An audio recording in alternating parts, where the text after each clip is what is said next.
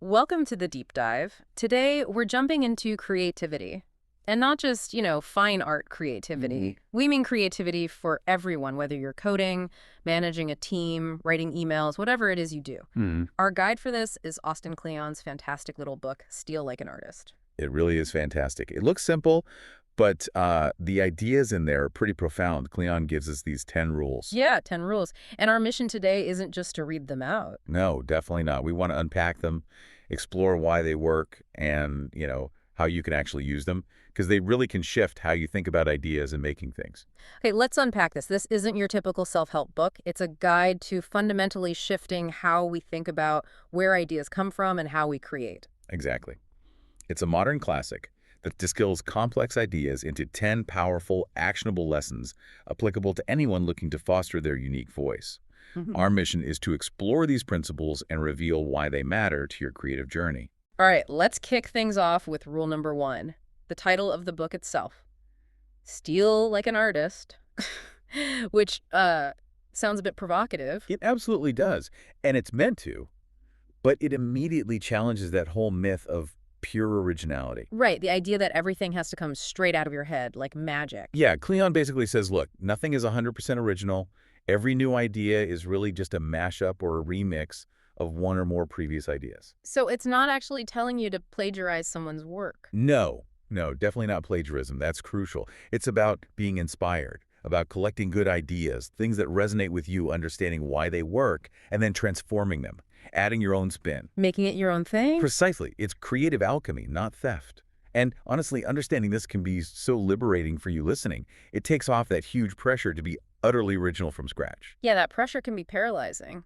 Which leads nicely into rule number two, don't wait until you know who you are. hmm Another big hurdle for people.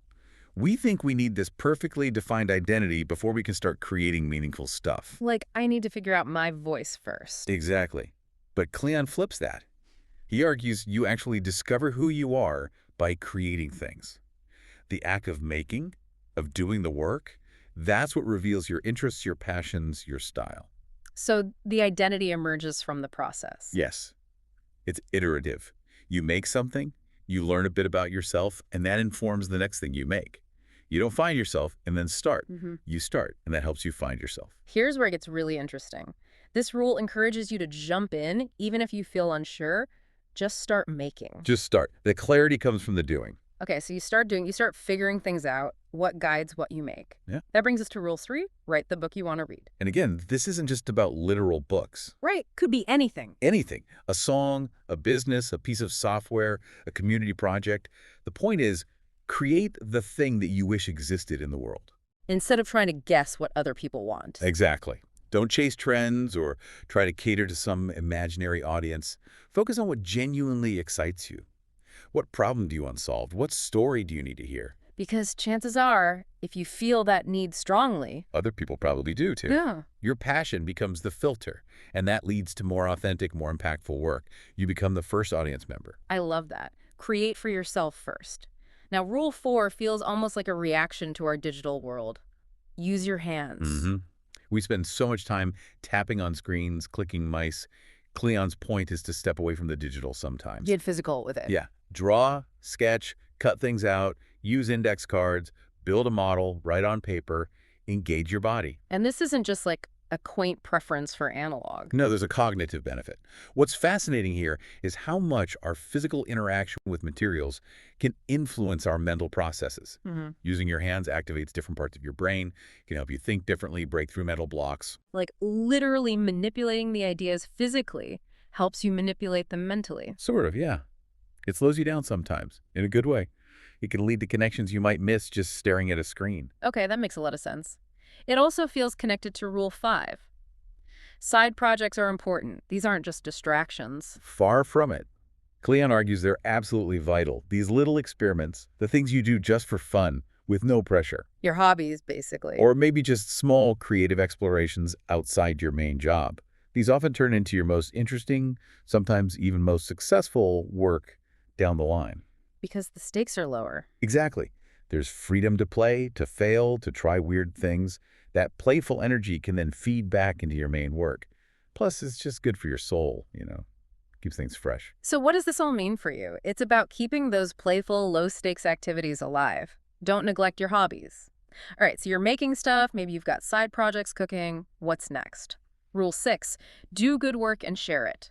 Seems straightforward. It is, but both parts are equally important. First, do good work. Mm. Focus on quality, on craft, on actually making something valuable or interesting. Substance over just hype. Right. But then, critically, you have to share it. Put it out there. Let people see it. Kleon's not necessarily talking about aggressive marketing. More like just making it accessible. Yeah. Share your process, share snippets, share finished pieces online or wherever your audience might be. If the work is good and you share it consistently, people will find it. It's about attracting an audience organically. Building a reputation through the work itself. If we connect this to the bigger picture, it's about building reputation and community organically through authentic effort. And where you share it from matters less and less. That's rule 7. Geography is no longer our master. A huge one for the modern era. The old idea that you had to move to New York or LA or London to be a serious creator. That's fading away. It really is. The internet connects us all. Your work can find an audience anywhere in the world, and you can collaborate with people anywhere. Creativity truly has no borders now. So you don't need to be in this specific hub. Nope. Your location can actually be a strength, offering a unique perspective. This just opens up so much potential for creators everywhere. It raises an important question. How does this global reach expand your potential and influence? That's empowering. Okay, rule 8 is super simple, but maybe harder in practice. Be nice. Huh? Yes. Simple but profound, basically. Don't be a jerk. Treat people well. Yeah. The creative world, whatever field you're in, is often surprisingly small. Be supportive of others, make friends, build good relationships. Don't burn bridges. Because those connections matter. Hugely. Opportunities often come through people you know and who like working with you. Talent is important, but being someone people want to work with, that opens doors talent alone can't. Generosity pays off long term. Good advice for any field, really. Now, rule 9 seems weird at first. Be boring. Isn't creativity supposed to be exciting and chaotic? That's the romantic myth, right? The tortured artist living a wild life. Kleon argues that actually most successful, consistently creative people have pretty stable, even boring routines. Really? Like a day job, paying bills on time? Yeah, exactly. Take care of your health, manage your money, have a schedule. It sounds counterintuitive, but that stability creates the foundation, the clear mental space for the creative work to happen. So the boring life supports the exciting work. Precisely. Yeah. Here's where it gets really interesting. It's about building a foundation that supports rather than distracts from your creative pursuits. Chaos breeds chaos, not necessarily creativity. Structure can free you up. Okay, I get that. Build a solid base. And finally, rule 10, creativity is subtraction. This is about focus. We live in a world of infinite options, endless information, constant demands on our attention. And that can be overwhelming. Totally. Kleon says limitations can actually boost creativity. Constraints force you to be resourceful. So creativity often involves deciding what not to do. Cutting things out, editing down. Yes. Subtracting the distractions, the non-essentials, focusing your energy on what truly matters for the project at hand. It's about making smart choices, saying no more often. So what does this all mean? Sometimes the most creative act is deciding what not to do. Exactly. Choosing your constraints wisely. Wow. Okay, so wrapping this up, Steal Like an Artist really drives home that creativity isn't some mystical gift for a chosen few. Not at all. It's a process, something anyone can engage with.